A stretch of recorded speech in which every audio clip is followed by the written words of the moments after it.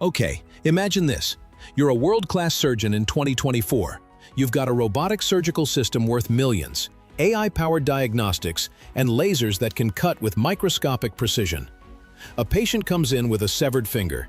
You spend 12 hours under a microscope, stitching together blood vessels thinner than a human hair. It's a miracle of modern medicine. And then, at the most critical moment, you reach for this, a blood-sucking worm from a medieval swamp. For thousands of years, leeches were considered the cure for everything: headaches, madness, heartbreak. Then science proved the whole thing was nonsense and we laughed them out of the hospital. But here's the plot twist nobody saw coming. Those ancient doctors? They were on to something. Not for the reasons they thought, but in a way that's saving lives right now in operating rooms across the world. This is the story of medicine's most unexpected comeback. From ancient curse to medical joke to FDA-approved lifesaver. And trust me, the truth is wilder than you think. Let's travel back 3,500 years to where this story really begins. Ancient Egypt. Picture a world where disease is a complete mystery. No microscopes, no x-rays, no understanding of bacteria or viruses. When someone got sick, doctors had to work with pure observation and educated guesses. And from those guesses came one of history's most influential and totally wrong medical theories: the four humors: blood, phlegm, yellow bile, and black bile. The ancient Greeks, led by the legendary physician Galen, believed your health was literally a balancing act between these four fluids. Which humor do you think they blamed for most diseases? If you guessed blood, ding ding ding, you're absolutely right. Got a fever? Too much blood. Inflammation? Blood. Having a bad day? Probably too much blood. The prescription was always the same: get rid of the excess. This was called bloodletting. Now, how do you efficiently remove blood from thousands of patients without spending all day making cuts? Enter nature's perfect solution: Hirudo medicinalis, the medicinal leech. A living, swimming blood removal system that came with its own anesthetic and anticoagulant. It was like finding a Swiss Army knife that could swim. For over 2,000 years, from ancient Rome through the medieval period and Renaissance, leeching wasn't alternative medicine. It was the medicine. Medical legends like Avicenna codified it in texts that doctors studied for centuries. If you went to a physician with literally any complaint, there was a pretty good chance you were leaving with leeches attached to your body. But things went completely bonkers in the 19th century. Historians call it Leech Mania, and that's not an exaggeration. Are you ready for this number? Paris hospitals were importing over 40 million leeches per year. The Manchester Royal Infirmary in England used 50,000 leeches in 1831 alone. People waded into ponds, using their own legs as bait to catch leeches they could sell. It was a booming industry. Leeches were traded like stocks, applied for everything from gout to epilepsy to mental disorders. And then, science ruined everything. Louis Pasteur and Robert Koch discovered germ theory, proving that tiny, invisible organisms, not magical fluids, cause disease. Suddenly, the entire foundation of humoral medicine crumbled. The theory of four humors was tossed in the trash, and the leech went with it. Overnight, leeching transformed from respectable medicine to the ultimate symbol of medieval quackery. It became the punchline, the embarrassing chapter in medicine's history that we wanted to forget. The leech was officially canceled, written off as a barbaric mistake. But here's where the story gets interesting. Fast forward to the 1980s. Medicine is in a golden age. We're performing miracles that would blow the minds of those ancient physicians. Microsurgery, a field so precise it requires operating microscopes and instruments you can barely see, is reattaching severed limbs, reconstructing faces after accidents, and moving tissue from one part of the body to another. Put yourself in the shoes of a microsurgeon. You're stitching together blood vessels that are literally thinner than a strand of hair. We're talking arteries and veins that are less than a millimeter across. One wrong move and the whole surgery fails. The skill required is absolutely insane. Now, imagine. A construction worker comes into your ER with his thumb completely severed by a saw, hanging on by a thread. In the old days, That thumb was gone forever. But you can save it. You spend 10 grueling hours under the microscope. You successfully reconnect the artery, that tiny highway that pumps fresh, oxygen-rich blood into the thumb. You step back. The thumb turns a healthy pink color. Victory, right? Wrong. Because within an hour, you notice something horrifying. The thumb is turning dark, purple, swollen. What's happening? Here's the nightmare. The blood you're pumping in has nowhere to go. See, arteries are tough. They have thick walls and high pressure. They're relatively easy to reconnect. But veins? Veins are delicate, paper-thin, low pressure, often too damaged to successfully stitch back together. So you've got this traffic jam situation where the highway into the city is wide open, but every single exit ramp is blocked. What do you think happens to a thumb when blood keeps flowing in but can't flow out? Blood pools in the delicate tissue. The fresh oxygen can't get to the cells. The tissue starts to suffocate. This is called venous congestion, and it's a death sentence for the reattached body part. The clock is ticking. Within 24 to 48 hours, that thumb you just spent 10 hours saving, it's dead tissue that needs to be amputated anyway. For years, this was the microsurgeon's ultimate nightmare. They were losing fingers, toes, ears, and complex skin grafts, not because they weren't skilled enough, not because the surgery itself failed, but because of this simple plumbing problem. They needed something that could gently and consistently remove pooled blood, keep working for days, not hours, not damage the already traumatized tissue, give the body's own veins time to heal and regrow. They needed a perfect biological drainage system. And then, in a moment that must have felt completely insane, someone had a thought. Wait, what about those leeches we used to use? This is where our story goes from embarrassing medical history to holy crap, nature is a genius.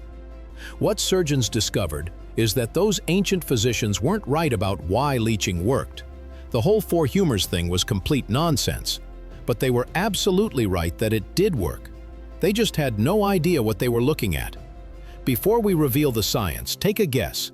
How many chemicals do you think a leech injects? 5? 10? 50? The answer? Over 100 bioactive compounds.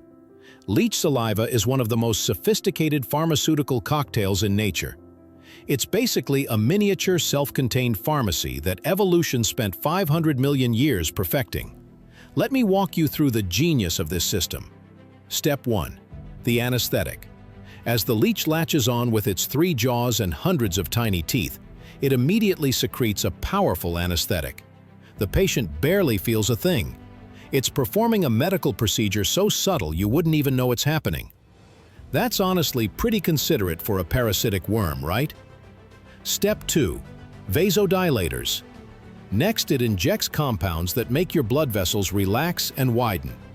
Imagine instantly opening more lanes on that blocked highway we talked about. Blood flow increases. The congestion starts to ease. Step 3. The superstar, a protein called hirudin. This is the most powerful natural anticoagulant known to science. It's more potent and more targeted than heparin, the standard blood-thinning drug used in hospitals. Hirudin works by blocking the exact enzyme that makes blood clot. It's surgical precision at a molecular level. But wait, there's more. Leech saliva contains an entire supporting cast of bioactive compounds, kaolin, destabalase, and dozens more, that prevent platelets from clumping together and even break down existing clots. It's not one drug, it's a coordinated pharmaceutical symphony. So here's what happens in that operating room. The surgeon places the leech on the congested tissue. It latches on and starts feeding, removing about 10 milliliters of stagnant blood. That's already helpful. But the magic doesn't stop when the leech gets full and drops off. Those anticoagulants keep working. The bite site continues to ooze for up to 10 hours. This gentle, continuous bleeding acts as the perfect biological drain. It relieves the pressure, lets fresh, oxygenated blood flow back in, keeps the tissue alive. After a few days of this therapy, the body's own veins have repaired themselves. The crisis is over. The leech's job is done. Nature's weirdest, most effective temp worker just clocked out. The results speak for themselves. In plastic and reconstructive surgery cases, studies show a success rate of nearly 78% in salvaging failing tissue with leeches. Fingers, toes, ears, scalp reattachments that would have otherwise been lost are being saved. Patients are going home with their bodies intact instead of permanently disfigured. And here's the moment that made it official. In 2004, the U.S. Food and Drug Administration did something almost unbelievable. They officially approved medicinal leeches as a medical device. Let that sink in. A living creature, approved like a surgical instrument. The ancient curse had officially become a modern, government-approved cure. But the comeback story doesn't end in the OR. Once science figured out what the leech was doing, researchers started finding it all kinds of new gigs. It's like the leech went from retired has-been to the busiest freelancer in medicine. Would you try leech therapy for chronic knee pain if it meant ditching your pain meds? Osteoarthritis treatment. Multiple clinical trials have shown that applying leeches to painful arthritic knees provides significant and long-lasting pain relief. Some studies even suggest it's more effective than conventional drugs, likely thanks to the anti-inflammatory and pain-killing compounds in the saliva. Imagine trading your prescription bottle for a few strategic leeches. Weird? Absolutely. Effective? The data says yes. Diabetic wound healing. Leeches are being used to treat stubborn diabetic foot ulcers, where their ability to improve microcirculation helps heal wounds that might otherwise lead to amputation. We're talking about saving limbs here. Then that's not all. They're being applied to varicose veins, hematomas like black eyes, and even ear conditions like tinnitus and sudden hearing loss by improving blood flow to delicate inner ear structures. A 2024 study from Azerbaijan reported high success rates using leeches for thyroid inflammation. It seems like every year we discover new jobs for this ancient remedy. The leech is having its renaissance moment, and honestly, it's earned it. For all their benefits, let's be brutally honest here. Using a live blood-sucking worm still has its, drawbacks. How are you feeling about all this so far? Be honest in the comments. First, there's the undeniable yuck factor. A lot of patients, and even some hospital staff, are understandably squeamish. Imagine waking up from surgery and seeing a leech attached to your finger. That's a tough sell. Second, leeches naturally carry bacteria in their gut. While doctors manage this risk with prophylactic antibiotics, there's still a small chance of infection. It's manageable, but not ideal. And finally, leeches can be a bit unprofessional. Sometimes they wander off the target area and latch on somewhere you really don't want them. They don't take direction well. They're freelancers in every sense of the word. So, in a move that brings this whole story full circle, scientists are now developing the next generation, the mechanical leech. The concept isn't totally new. The first artificial leech was a crude pumping device way back in 1840. But today's versions? Way more sophisticated. These small devices attach to the skin and use gentle vacuum pressure to draw out pooled blood, just like a real leech. But they have killer advantages. No infection risk, no wandering off, precise control, consistent performance. This technology is the ultimate tribute to the leech. We've gone from using the creature itself to understanding the chemistry of its saliva, and now, finally, to building a machine that perfectly mimics its natural genius. It's biomimicry at its finest. The history of the leech is a perfect mirror for our own medical journey. And honestly, it's a humbling reminder about hubris. This creature was born from an ancient hunch about how the body works. It became a symbol of rigid medical dogma that refused to question itself. It was dismissed by modern science as embarrassing superstition. And then, in the most unexpected plot twist, it was rescued by that very same science. This is a creature that has traveled from folk remedy to government-approved medical device. From the murky ponds of ancient times to the sterile operating rooms of the future. It survived medical revolutions, scientific breakthroughs, and our own dismissive laughter. The leech reminds us that nature is the original bioengineer, with 500 million years of R&D that we're only beginning to understand. Sometimes, The most powerful solutions have been hiding in plain sight for thousands of years, waiting for us to be smart enough to see them correctly. And it forces us to reconsider everything we think we know. What other dismissed remedies might we revisit? What other creatures hold pharmaceutical secrets we haven't unlocked? It's a bizarre, beautiful story that proves we should look at the world, even its creepiest, slimiest creatures, with wonder instead of disgust. Because you never know where the next cure might come from. All right, real talk time. After everything you just learned, I need to know, could you handle leech therapy to save a finger? Or a toe? Be brutally honest in the comments.